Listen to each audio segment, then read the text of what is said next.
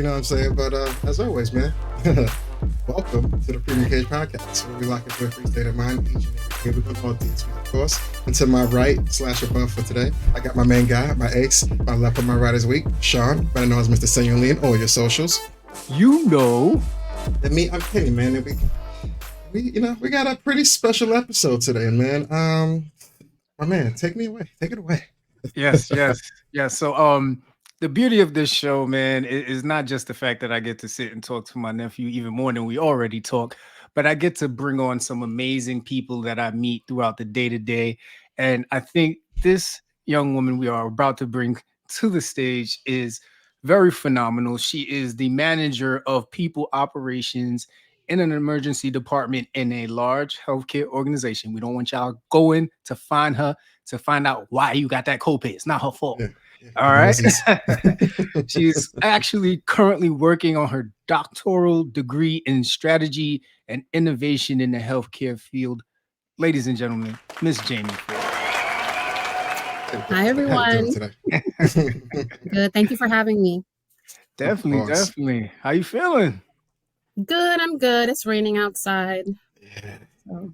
A little gloomy on the rainy days, but you got to get through it. At least it's Taco Tuesday. You know what I mean? You got to get through it. Oh yeah, it's Taco Tuesday. That's true. I ain't get a taco though. I got like some turkey sausage, but hey, listen, I got food. I can't argue, right?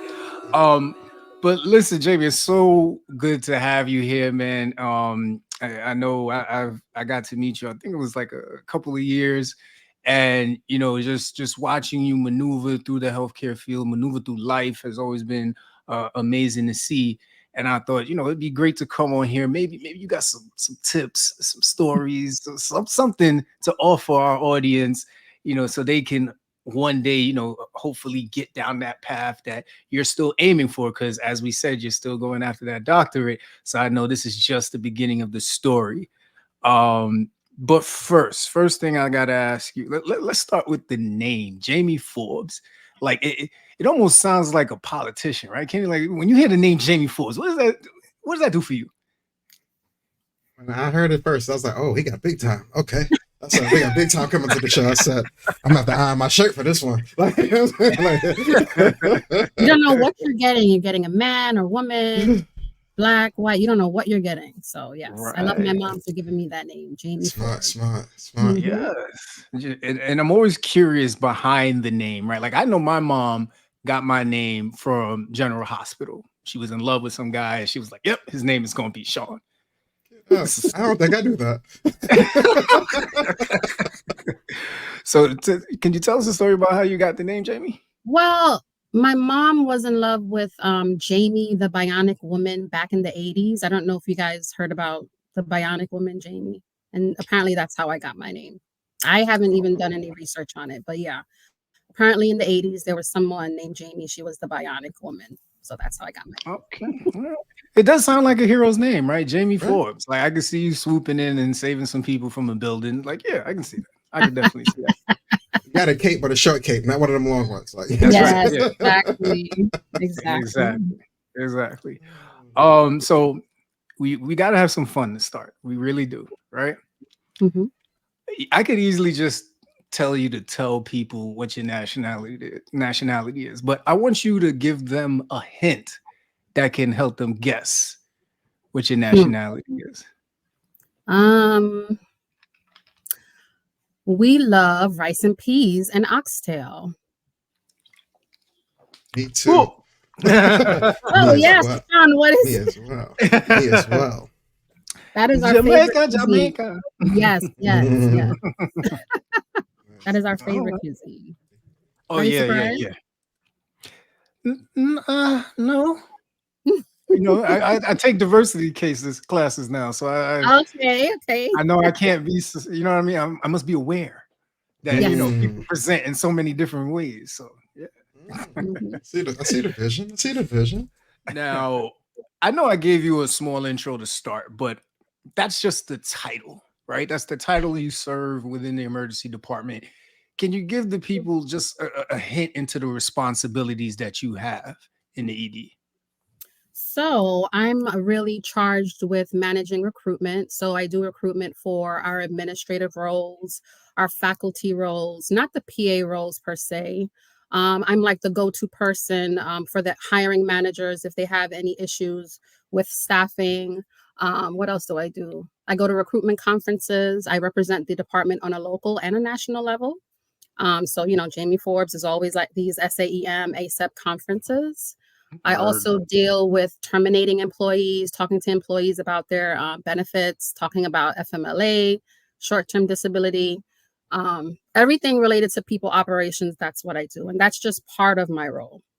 Another part of my role is functioning as the DEI, so diversity, equity, and inclusion project manager. And so we have strategic initiatives. We have 5 strategic domains, and I essentially manage all of the initiatives under those domains. So we have what is a domain? Recruitment and retention. So working on retention strategies, um, community engagement, right? Going to speak to high school students, being on a panel discussion, providing mentorship opportunities for those high school students. What else? Education, looking at a faculty dashboard where we're looking at the race and ethnicity data. How many faculty do we have as a professor level? African American, Asian, white Caucasian, what do we have as an associate professor level and a clinical professor level? So we're looking at all of these demographic data across the department, meaning faculty and staff. So we're looking at all the race and ethnicity data for faculty and staff across the department. So I wear 2 hats. You only counted 2 hats in that? Yeah. But I love what I do. I love what I do. EI is like love work for me. So I love what I do. As long as you love what you do, work will never truly feel like work. So that's what's up as well. Definitely. And that's just a Tuesday, people. You know what I mean? Early in the week. So I gotta ask you, since you mentioned DEI, how are you currently feeling about the climate of DEI? So upset. I'm so upset. It's like we are working backwards. We've done all of these things, like we've implemented these systems, and now we're going to take it away. It just doesn't. I'm like, listen, I don't even want to say it on the podcast, but I'm like really upset. It's not fair. It's not fair. Right. Here we are thinking we're moving the needle, right? And now we're going to go backwards and we're going to break everything all up. It doesn't make sense to me. I mean, what are your thoughts? Every time this comes up, I ask Shawn specifically, like, is this a bottom line situation where people be like, listen, the funding that we once had about 3 or 4 years ago when it was a hot topic, it's starting to dwindle out, and we don't know how to pay you guys if we can make profit off you guys at the same time. Is that the issue that you're facing on your side as well? The funny thing with it, and I always try to answer this carefully, right? It's proven in performance in companies that have diversity at the top and diversity initiatives that they're going to be successful. The issue becomes, to Kenny's point, those who have made it a check mark, have made it just like on a checklist, and they didn't really believe in it. And now that it's time to actually walk the walk, even though they're wearing Timbs and mud, because a lot of these rules that are coming down where they're twisting the same language that gave us a lot of these rights that we earned to make it seem like DEI, they're weaponizing DEI essentially. And it's honestly, for me, I'm glad that where I work, there's still some solidarity behind it, but I do fear for those other entities that don't have the same support. And I don't know if you heard, but apparently the Republicans are trying to pass a bill to penalize medical schools, like not give them federal funding if they have DEI programs, which is ludicrous to me. I wish I can go there in Capitol Hill. Sorry, you said if they don't have them? No, if they do have DEI programs, they're not going to give them federal funding. And Republicans are trying to pass this. So it's just crazy to me. Now people are going to drop it for incentives. That's nuts. Like the whole purpose was the incentive to getting more DEI in your building, but now it's a whole nother ball game. It's nuts. Yeah, man. Yeah, it's scary. It's really scary, man. I don't know. But at the last panel we did, I had the pleasure of actually sitting on a panel with Jamie to speak to some kids from a high school. And during, it's always funny, you think you know someone and then they share a piece of their life and it's like, wow, like how much more deep can you get, man? Like, and then we had to go after her. I'm there like, hi, I'm Shawn. You know what I mean? I'm from Brooklyn. You know what I mean? But when I heard you speak, you talked about the importance of your late grandmother and how she inspired your path into the healthcare field. Can you tell us a little bit about that? Sure. So back in 2002, I had gotten laid off from an accounting company, which was Solomon Smith Barney at the time. And I had to figure out a way to still receive my unemployment benefits, which was you would have to be enrolled in a program. So I just looked in the newspaper one day and I looked for the Allen School. It was a medical assistant program, right? And so I enrolled in the program. 6 months into the program, I want to say 8 months into the program, my grandmother became very ill. She had diabetes. Both legs were amputated. And she got really, really sick. Now, I would visit her at a particular hospital. I won't say the name because I'm sure times have changed. But I would visit her at the hospital, and I would go there twice a week. And during one visit, which was the last visit, I went to visit her, and she had passed away. She was dead in the bed. Her face was sunken in, and I was like hysterical. I went to the nurse's station, and I asked them like, "What's wrong? What happened with my grandmother?" Yes, she passed away, but I wanted to know what happened. I wanted to know if she was alone. I wanted to know if she died of a heart attack. I wanted to know what happened to her. No one would talk to me. No one would say anything to me. Meaning I was in their face and they wouldn't talk to me. So I just leaned up against the hospital wall, and I remember sliding down and I was in tears. I'm like, this is my grandmother. She was like the life of the family, and she just died and no one is giving us information. So what I did was, after that happened, I still continued on with my program. I graduated. I didn't even attend my graduation because I was so depressed, with this experience with the healthcare industry, right? And so I took that anger and I took that passion and I turned it into something great. So I had a job. I got a job at a physical therapy practice in Brooklyn, working as a front desk receptionist. The target audience there was like patients who were involved in car accidents. So I would greet them, try to schedule their physical therapy session, and in every encounter, I would see my grandma. So I always went above and beyond for these patients. If they ever had questions, I was always right there. And that's how I really got into healthcare. And that's how I'm so passionate about being in healthcare. Like I work great with my colleagues. My role is not patient facing, but knowing that I'm working with doctors, I make sure that they have what they need because they are treating our patients too. So I always make sure that, the doctors have what they need to complete, whatever task it is at hand. But yeah, that's how I got into healthcare. Amazing, man. Amazing. Mhm. And yes, it's always tough to think about situations, and the sad part about it is that honestly happens a little more than it should. And I think that's why you advocating now for, people who really care about the patient is so important, because we know how that filters down. We all are not just working, we're also patients ourselves. So we hope that the people that we encounter when we go into any medical facility are going to care for us, and for the best outcome.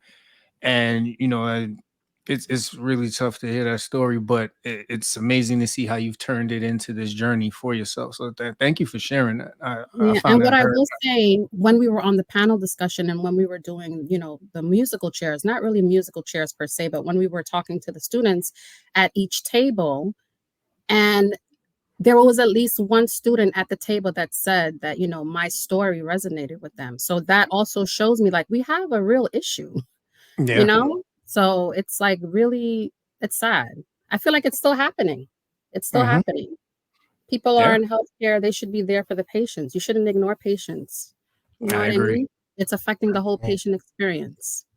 I agree. I agree. And I really hope that, just even from you coming on here and sharing this story, it does connect and resonate with someone where they, find I want to say the strength to be able to, do something possible and positive where they can give back to the community and give back to healthcare as well, because we have to find a way to find community and take care of each other. I mean, if we don't do that, then we're really leaving ourselves just in the hands of people that just don't know what to do. And I don't see how that's going to be beneficial. Mhm. And the other thing I really liked about the panel is if you can keep a 15 to 16-year-old's attention for more than like 2 minutes, you've done something very special in this world, because a teenager focusing on you talking about your life, They were that's well hard. behaved. They were well behaved. Yes, they were. Yeah, Yes, they like, keeping were. kids' attention is super tough. Yeah, Yes. man. Uh, Yeah. a quick question as far as moving on to a society kind of standpoint, addressing a few issues from a woman's perspective, of course. The stigma around women in the corporate world. Don't get me wrong, I hear about it, but Shawn probably get a little bit more detail as far as the DEI sense of it. But being an actual woman, like, how has your experience versus when you started, your initial entry into the healthcare field versus where it is now, as far as the stigma with women in the corporate world? Like, where you at with it? It's so bad. It's so bad. I will say that when I first started, and I'm sorry to say this, but when I first started, working for that physical therapy practice, I didn't realize like I was Black. Mm. I honestly didn't realize I was Black. It's not until I got to the corporate world where it's like, you're Black. There's a lot of microaggressions, right? I've experienced a lot of microaggressions, and it's really hard to deal with it. I would say I have tough skin. I'm very resilient. I'm sorry to say it, but at the organization I do work at right now, it's challenging. It's challenging. You have to deal with different personalities. People judge you. People will deliberately try to limit your career as like career trajectory just because you're African American and you're smart. Jamie shouldn't do this. Jamie shouldn't be this, or whatever the case may be. I mean, I'm sorry to say, but yeah, that's what I've been experiencing in the corporate world. So you have to like be very cognizant of like reading the room. You know what I mean? Reading the room, having emotional intelligence, knowing when to speak up, knowing when to keep quiet, trying to be as simple as possible. I mean, what has your experience been, Shawn? Because this is just my experience. I'm not saying everyone will experience it, but Mhm. Um, it's I would say for the department that I work in, we've come a long way. Um, I think we just promoted our first senior director, who is not the common race, and she's a female, and she actually like knows her stuff. So we have another associate director who is West Indian, and I think we're trying. We're trying, but there's always that male at the helm. So it's always like, are we really meeting the marker for the women that are in our department? And I think that we keep a open eye to if anything looks like it's too no, not even too fragmented. It's too, I would say it's not diverse enough. mhm, Um, but as a Black male, it was rough. You know what I mean? And just trying to get to that table, I understand it was rough, but I understand being a male helped, because I can only imagine what the ladies, or the females in our department had to go through to be able to get where they're at. The senior director that I know, I actually watched her go through it and actually get confirmation from the previous boss that she didn't pick her because she was afraid that since she was a new mom, she wouldn't be able to do the job. that's horrible. That That's horrible. to hear that up close, I looked at her and I was just like, 3, 2, 1, 1, 2, 3. You know what I mean? Like, but she handled it like a champ. and kudos to her. But we're trying. We're definitely trying. Yeah, that news alone, from a female perspective, has got to be tough because it's like, if Yeah. anything, that makes you a stronger person inside. So the job is honestly easy at this point because now you're juggling something at the home as well as coming into the office to do what you already knew how to do. But now you're just a better person internally to get the job done. So luckily in my field, though, it's small though. I'm in a very small firm. It is male oriented as far as upper management is concerned, but there's not too many bodies there to where I feel people aren't getting their just due on the female perspective end of it. So we do have a couple ladies there in the house who are super talented and intelligent at what they're doing. They honestly do Photoshop way better than I do. So it's a help super important to the firm getting things going.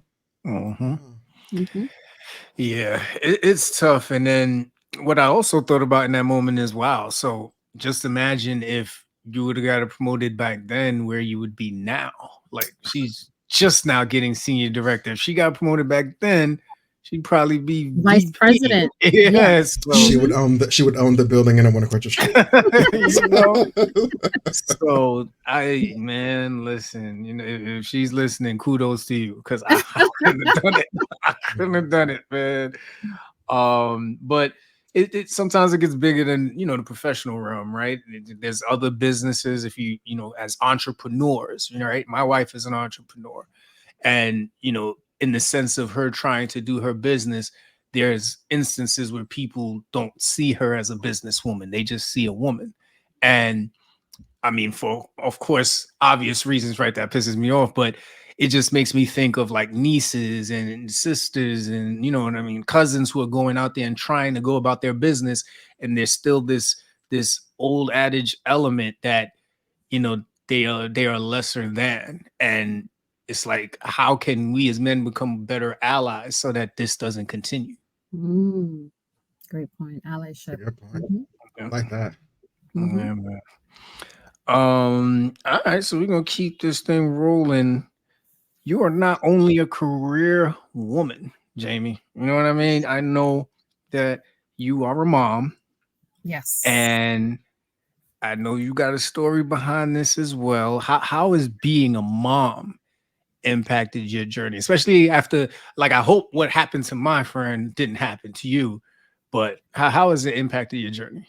Oh, it has really impacted my journey. So I will say that I've been trying to go to school for a long time, and I would have to I would have to not drop out, but I would have to unenroll because I have kids, right? There were times where I had to bring my daughter to Brooklyn College campus because she was sick. And there are times when, my son is autistic, he would have his own issues, and I would have to like stop going to classes, right? Because, I have to take care of home. It has been really challenging as a single mom, juggling school, juggling work, juggling my son's diagnosis. And I also have my daughter. She is going to be graduating from University of Buffalo in May. So I'm happy about that. But it has been congrats to her. Yes. It has been very challenging. And I would say I don't have a superhero cape, but I do feel like a superhero. That's right. Because I'm managing to do all of these things. Like, I've been in and out of school like for a long time. Like, I went to LaGuardia Community College. I went for a semester. I dropped out because I was pregnant with my daughter. I went to Medgar Evers College, dropped out because of my son's diagnosis.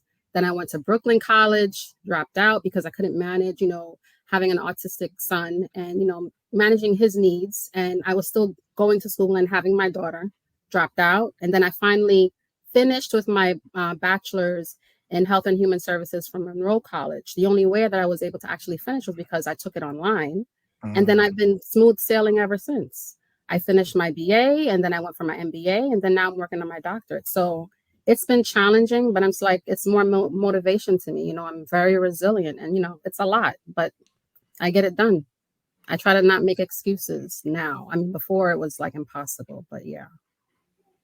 Now, I love what you said there. Get it done. I think we had another guest on here that they use those three. I love those three words, right? There's Who's no the other? excuses. There's no excuses. It's just get it Get it done, right? done. Yes. How, and we kind of talk about this in our DEI work, right? Going from a fixed mindset to a growth mindset. Right? How do you go from, I don't have the time, I don't have the what is it, the freedom, I have too much responsibilities, to this is getting done no matter what? What advice could you give to someone to get to that mindset? That is such a great question. What has been helpful for me is I at least try. If I don't try, I'll keep thinking about it over and over again. I give myself SMART goals, right? Mm, I try and I do it strategically. If I'm in a semester and I know I can't finish a semester because I have too many things going on at work, I will drop a course. Like if I'm taking 2 courses, I will drop a course. I just have to be realistic with myself. And I'll just make changes. I'll make sacrifices to get it done. If I can't get it done now, then I'll, make changes. Maybe I won't study for this certification that I'm trying to do. So for example, I'm also where I was trying to work on my Forbes Empower company, which is an empowerment company for women, single women. And so I knew that I couldn't work on my company because I'm still in school working on my doctorate. I'm trying to study for my SHRM examination, which is SHRM is the Society of Human Resources. It's like the gold standard in human resources. mm, I'm studying for that right now. And then I have work, right? I have 2 jobs at work, DEI project manager and a manager of people operations, right? I know that with all of these things, I cannot focus on my company right now. So until I finish, studying for my certification exam and I get that checked off, then maybe I'll start working on my company again in July. So it's like you have to be strategic. What can mm. work now? What needs to be put off? Like what needs to be sacrificed? But I do, in everything that I do try to get it done. I mean, if that's Oh, helpful. I mean, that let's works do for it. me. Hey, That works for me. listen, some Taking notes. people just right. Some people just need a roadmap. You know what I mean? Like, Yes. you know, Yes. so that works, man. That definitely sounds like it works. So I do have a side question, right? Because I listen to a lot of stuff on the internet, and I like to bother Kelly with it. I got Sean. you here, so I'm gonna bother you with it, right? So I heard a comment the other day. These were women talking about their experience of either not wanting children or society putting this responsibility on women to just be a mom, right? And they were talking about how they felt, where one actually didn't want kids at all. The other one was, she stood by me and Kenny's monarch, which is FTK sometimes, fuck them kids. But they were just being expressful. Like sometimes I want my space and I need to do what I got to do. And someone comes in the comments and says, it's like a slap in the face. Their comments are like a slap in the face to those who can't procreate. What do you think about that comment?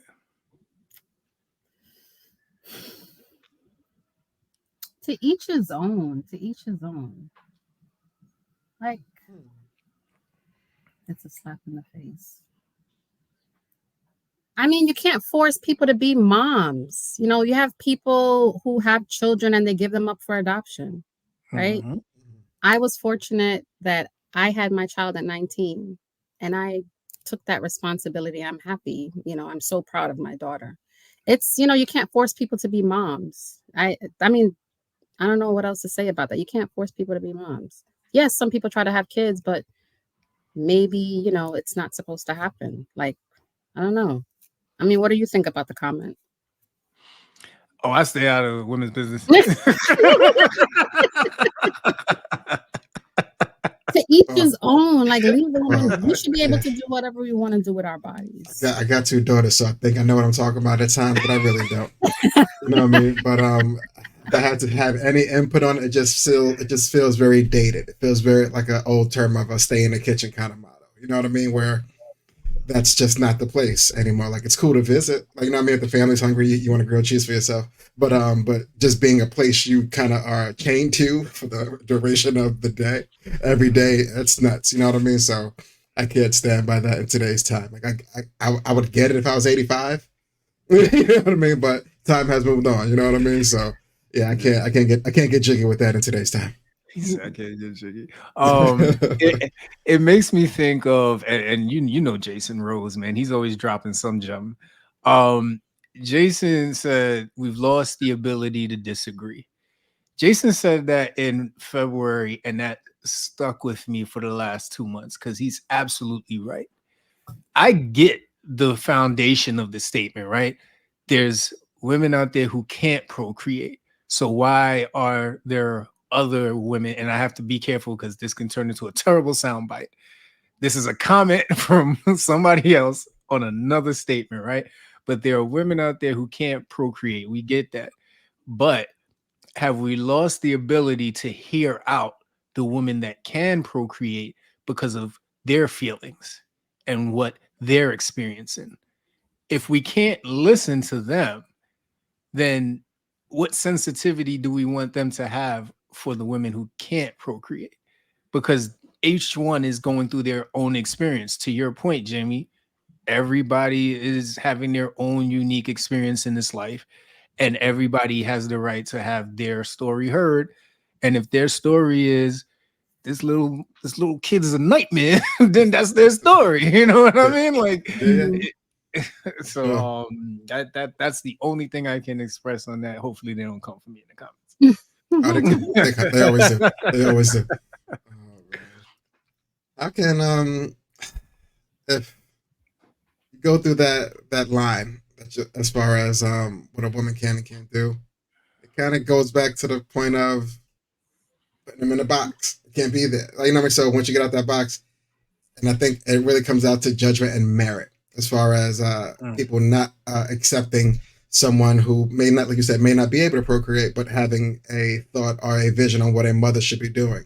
That mother may not want to respect that opinion because they felt they didn't go through it. Not that they can have sympathy for what it could be, what it can take to be one, but people kind of put that in front of people as far as like not putting you in a book, but it's like, hey, you haven't lived my life, so who are you to tell me what I should do? Even if you are the same gender as me. Like now that we are both on the same side of the table, we still got to push ourselves apart from each other because you still ain't me. You know what I mean? I think that might be a good gray area where I think people don't feel you didn't earn it. So I'm not listening, man or woman. So blending everything, right? Everything is blended. They always talk about work and life balance, right? So we keep going from life to work to life because at some point they're just ingrained. And with the 8 degrees that you're going after, we can tell that there's a clear blend of everything when it comes to Jamie. Like I said, 8 degrees. I got 8 degrees, man. You know what it is? It's like I'm very ambitious. I wasn't able to finish what I started before, but now I'm actually, I have the flexibility to actually finish now. So I'm just going straight, get the doctorate, and I'm going to teach eventually. So yeah, Beautiful. My 8 degrees. Beautiful. So now I know with chasing these achievements, mentorship had to be something very important to you during this process. So please talk to us about how big that was in your journey and career and maybe in life. So mentorship, I strongly advocate for that. If anyone has any opportunity to get a mentor, get one because they help you navigate the intricacies of, life, your job, your career. So I have a couple of mentors, one that I meet with frequently, and I just, share with her what I'm experiencing on my job. And she gives me sound advice. She's like my sounding board. And I go to her with not every single thing, but, I always lean on her because, she's an expert. She's a senior director. And I lean on her just to understand, how can I navigate this work situation? And she gives me guidance. Mentorship and sponsorship is so important. I would advise, anyone like get a mentor because you can't do it on your own. I'm sure that there are things that you don't know. And a mentor would give you guidance on how to navigate, whatever situations that you may have. Excellent. I agree. Mm-hmm. I sign up completely for mentorship. Yes. I need me a mentor. Jesus. And many different fields too, if I could. Mm-hmm. Mm-hmm. Now, this journey, as smooth as it can be sometimes, even though it's It's a bit of not a smooth, rougher. Shawn. No? Smooth So, where? It is not smooth. I was gonna see if y'all was gonna let me get that with it. Been So rocky. you're absolutely right? This journey is literally terrible sometimes, but there is specific times when it gets a little extra testy. Has there ever been any moments during this, at least this healthcare journey, that you wanted to just call it quits? Absolutely. Absolutely. So there was a situation where my leadership at the time no longer wanted me in my role. And there was really no real reason why they didn't want me in my role anymore. The manager at the time didn't like me.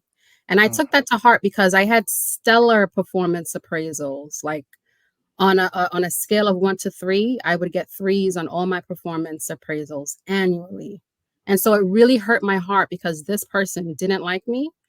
She managed to figure out a way to get me out of my role. And I transferred to another, I was still working in the department, but I transferred to another role. It was administrative coordinator, and I had a different boss.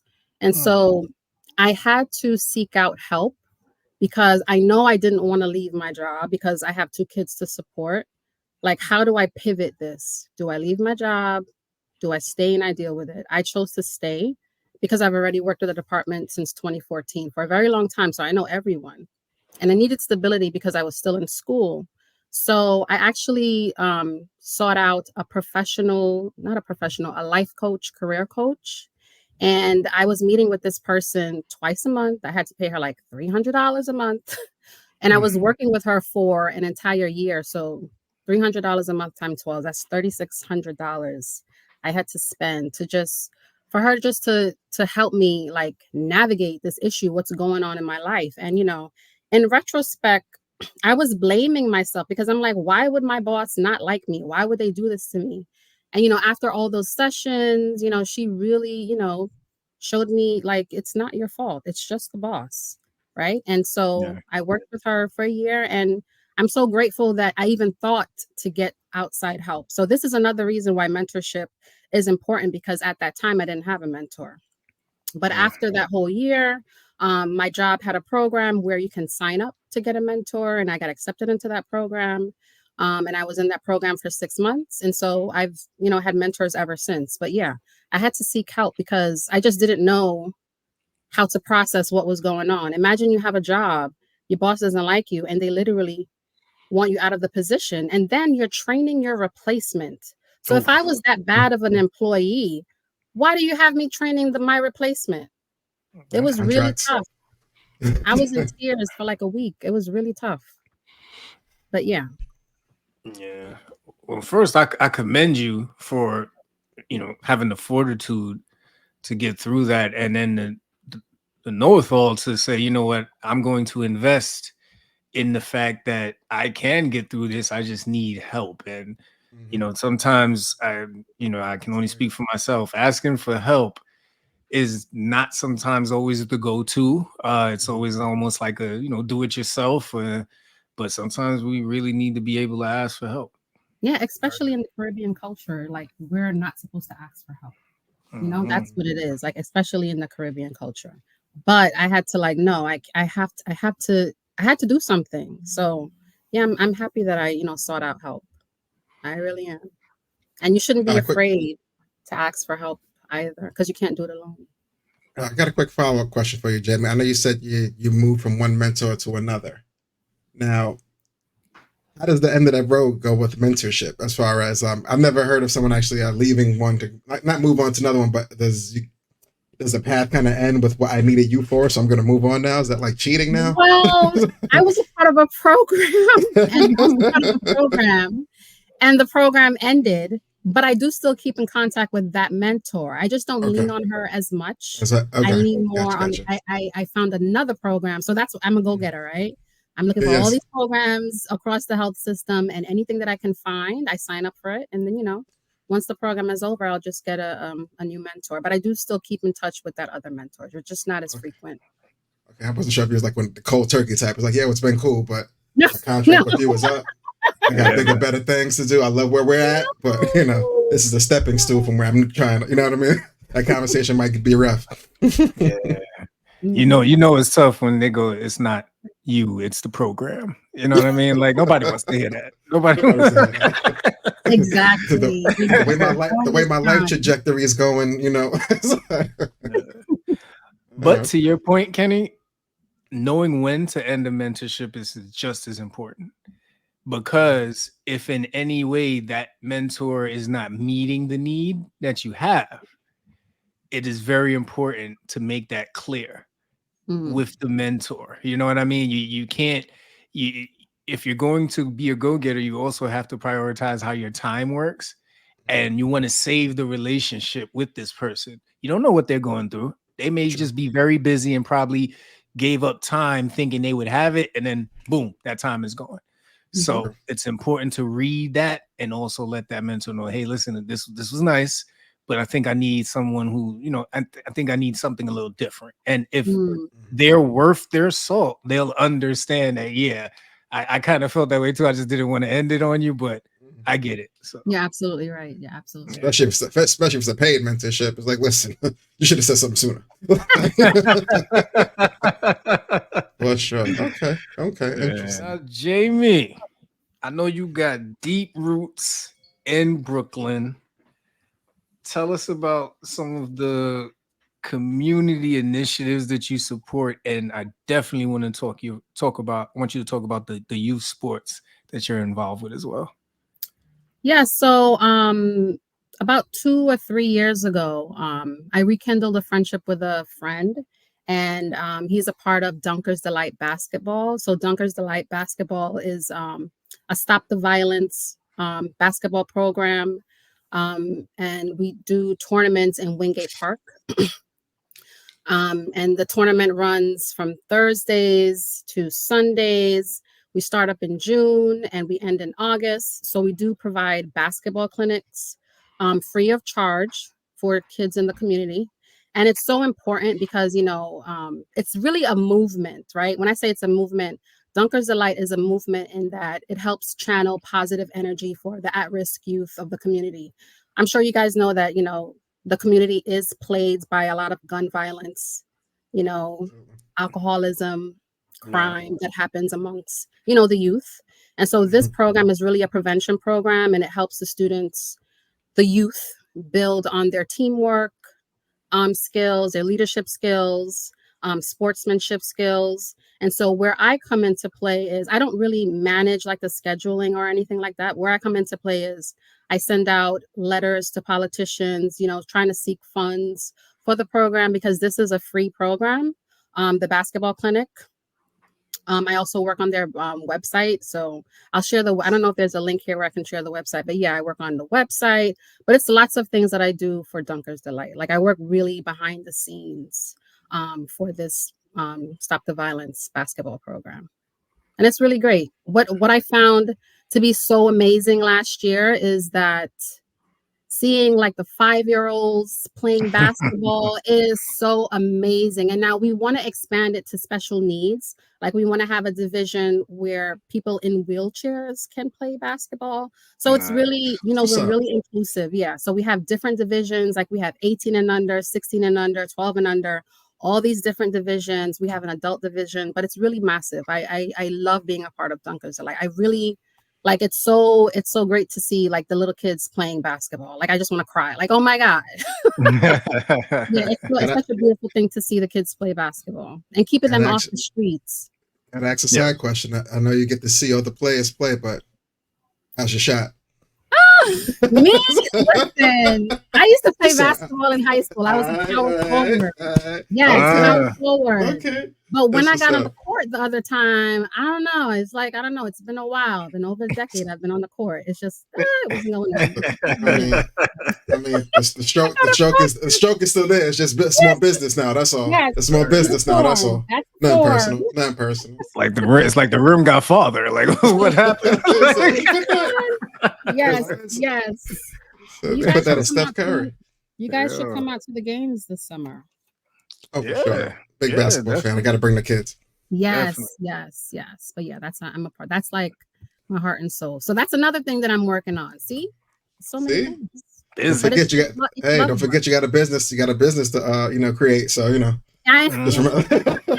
Mhm. yeah, but it's Gotta great. keep, It's really gotta, great. gotta keep on track. But before Mhm. we get into the last quarter of it, where we kind of hit you with the spicy questions. Oh, no spicy. Not we're not there yet. We're not there yet. But quick question: what career or life advice would you offer someone to whoever's listening today?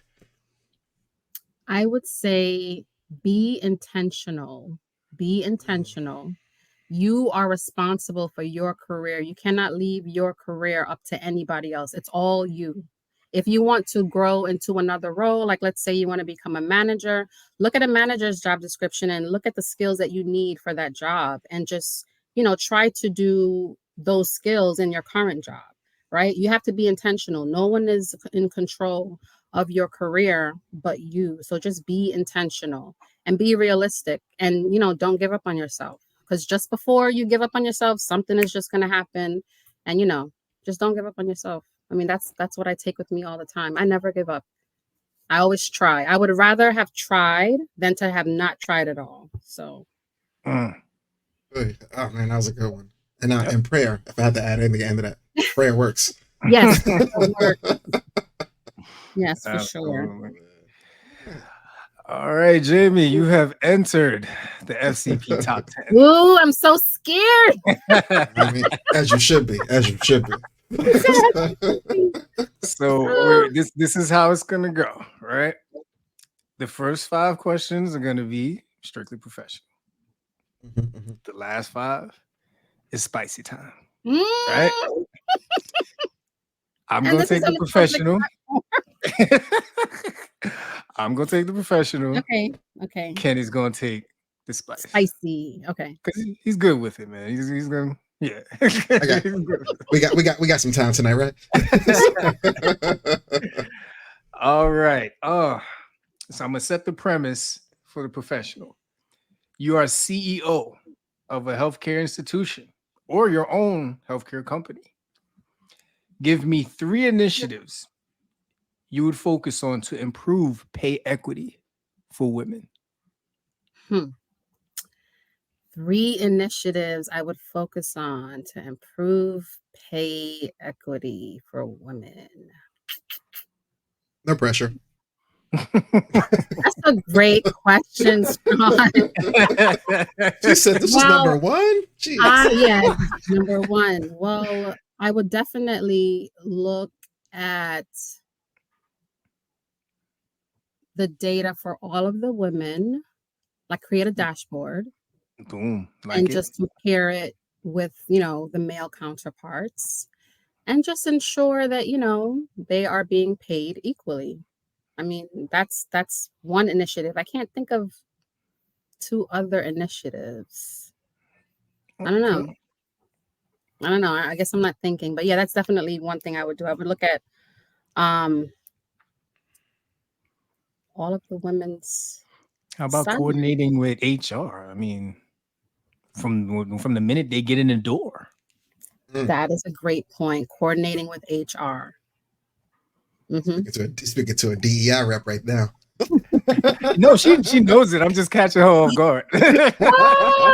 Coordinating with HR. Yes. She's studying for shroom. And working on retention, I guess. Working on retention tactics. Yep. Yeah, that's what I would do. Excellent. I It's like it. not 3, but it's 2. It's all good, man. So 2 out of 3. That's not a bad percentage. Oh, I'm scared. I mean, you passed the test. We all needed a 65. You know what I mean? All right. You ready for question 2? Yes. Now you get to hire 3 people to support you with these initiatives. Who would you pick? So 3 people. I would definitely have a project manager and I would definitely have a financial manager. And I would have project, finance, and an operations manager. Those are I the three like it. people. Mhm. I like it. Okay. All right. What do you think would be your biggest hurdle to get these initiatives off the ground? Getting buy-in, getting buy-in. I Mm, mean, I'm the leader, yes, but there are stakeholders that you need to get buy-in to push, to pull something off, to implement things. So definitely getting buy-in. all right. Now you've picked these three titles. Now I want you to get personal. I want you to pick somebody, like somebody you know. You have to pick an advisor for the hurdle you just stated, but it has to be a family member. Who would you pick? Okay. I would pick my cousin Stephanie Myers. Shouts She's to Ooh. Steph. She's actually a doctor. She's actually a doctor. She's a doctor of physician assistant studies. So she Oh, knows she's it. going. Yes, Yeah. Stephanie Myers. Hi, Man, Stephanie. Kenny, I I would don't know if definitely you pick know her. how PAs get paid, man, but they out here fighting in Albany every day, I baby. Like know every day. it's Oh horrible. man, Yeah, shout out to definitely. Patty Cortas. She's like one of the biggest advocates I know when it comes to APPs. PAs. That's crazy. All right, last one, Jamie. Almost out of the first round. All Ooh, right. scary, scary. You've achieved these initiatives. You've done it. You've done it with your team. It's celebration time. Where's the venue for the celebration? And what's your entrance song? We're being professional, right? Hey, listen. I The mean, venue for this the celebration. It's definitely got to be Caribbean. It's definitely got to be Caribbean. gotta be. And the entrance, no, I have to be professional. That's a tricky question. I What's mean, the we all been song? at that Christmas party, Jamie. Come on now. Okay, so you know what? Probably at the Harmony Club. Shawn, I don't know if you know about the Harmony Club. It's No. a really extravagant, it's very like it's really nice and fancy.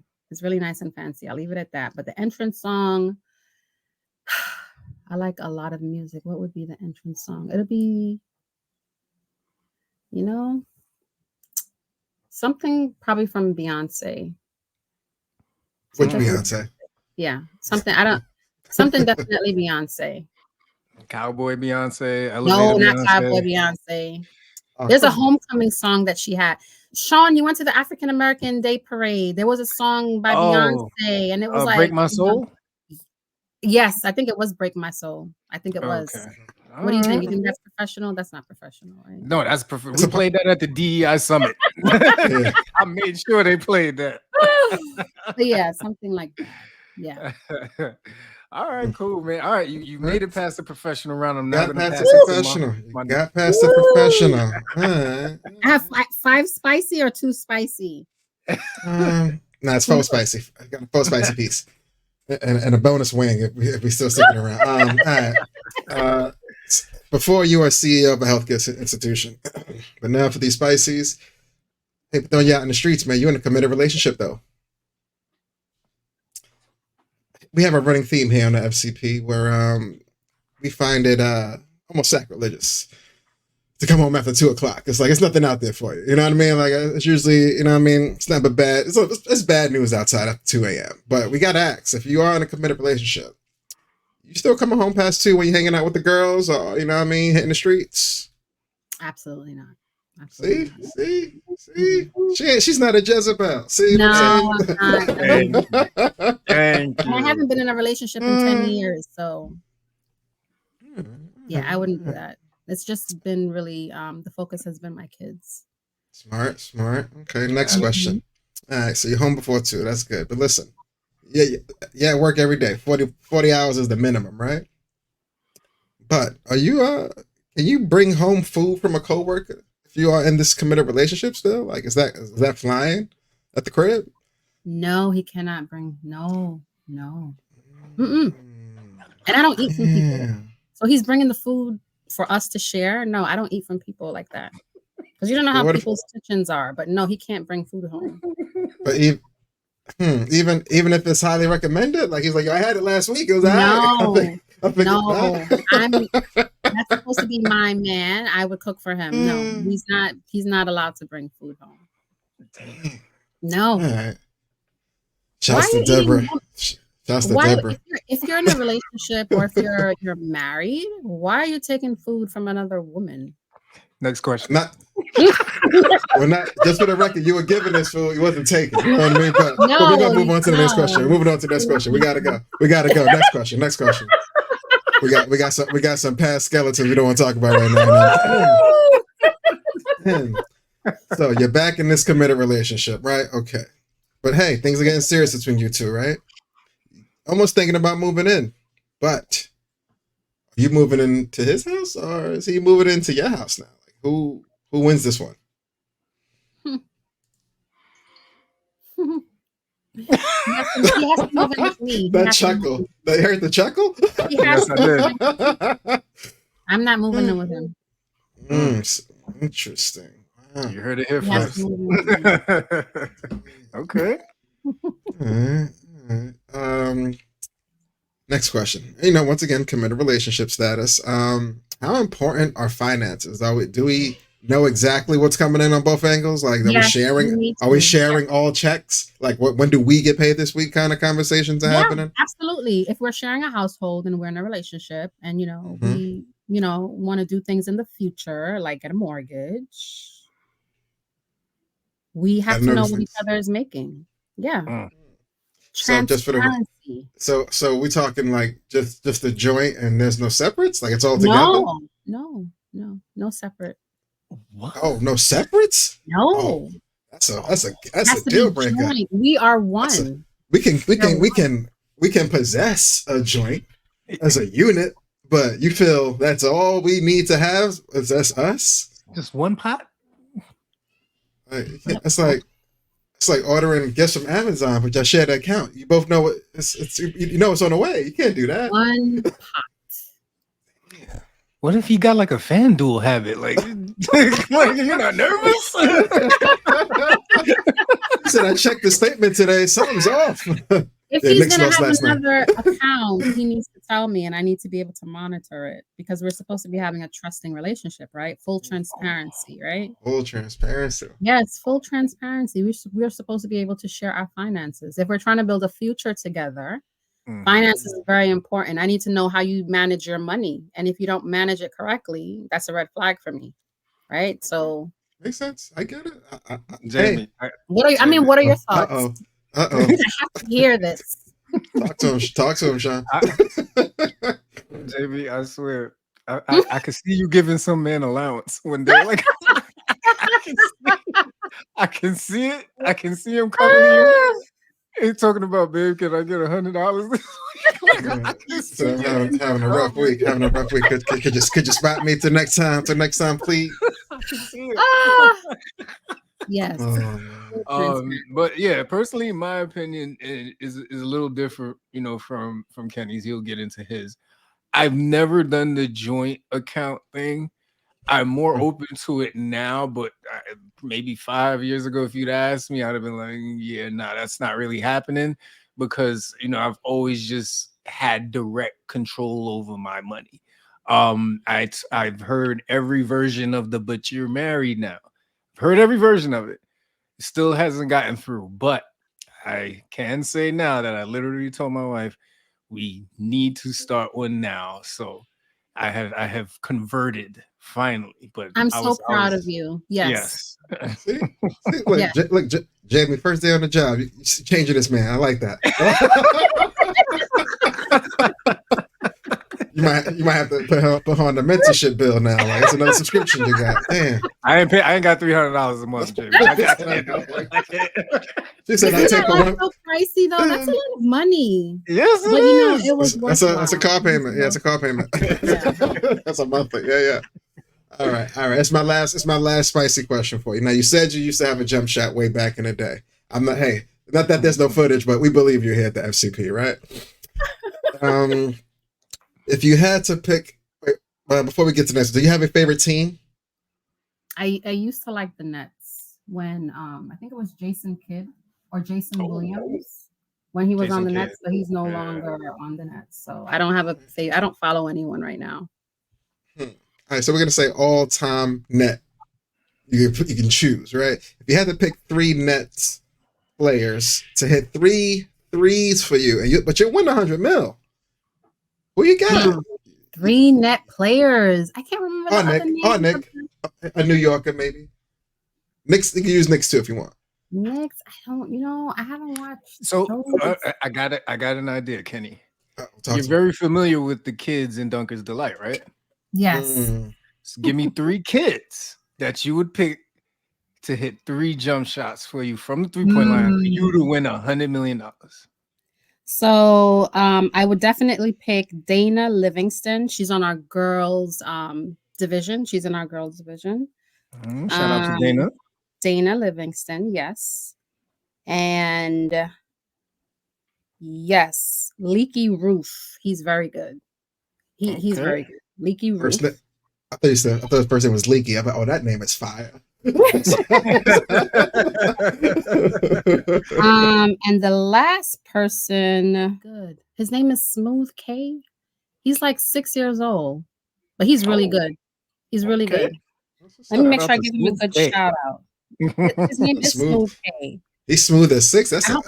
Oh man, that's super. His whole life is out of here. Yes. He's like 6. He's really good. He's really that's good. What's up. That's what's up. Mm-hmm. I was just trying to stand strong at 6, man. He's smooth. That's deep. He's smooth. Word. That's what's up. You guys have to come out in the summer. It's just so inspiring to see the little kids play. And then when they finally make a shot, the crowd goes crazy. Yeah, and they love it. Yeah. And you should see the joy in the kids' eyes. It's so beautiful. No doubt. No doubt. Mm-hmm. So before we let you get out of here, Jamie, any final words of wisdom for final words, I would just say, as I mentioned before, just be intentional. Be intentional in everything that you do.